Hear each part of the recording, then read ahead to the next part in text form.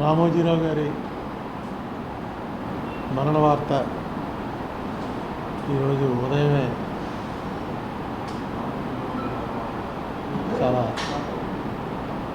బాధ కలిగించింది.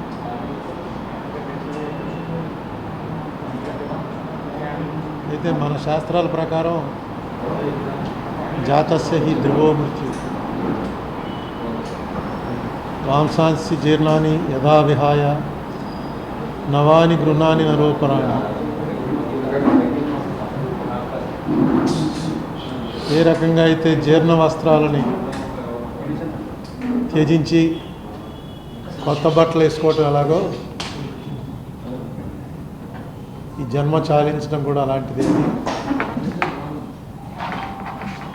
ఆయన పూర్తి జీవితం గడిపారు, ఎవరితో రాజీ పడకుండా ఒక ఫైటర్గానే కాలధర్మం చెందారు.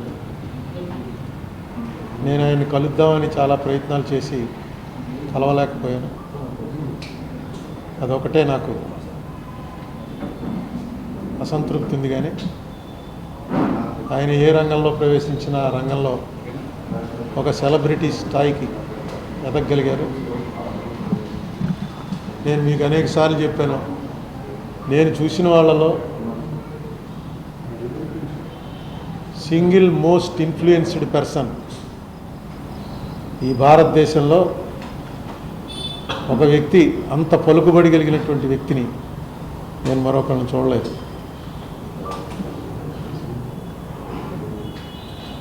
మనిషి అన్నాక జాతస్య హి ధ్రువో మృత్యు కదా, చనిపోక తప్పదు. కానీ నాకెందుకో నేను ఆయన కలవగలనని అనుకున్నాను. అయితే ఆయనకి అనేక మంది చేత కబురు పెట్టిన నన్ను ఒకసారి ఎందుకో కుదరలేదు. ఎనీవే, వారి కుటుంబానికి నా ప్రగాఢ సానుభూతి,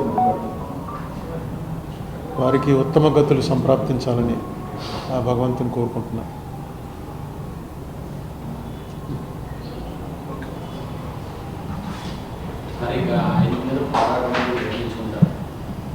ఆయన లేకపోతే ఆయన మీద పోరాటం.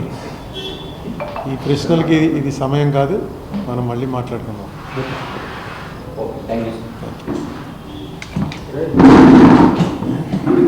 you.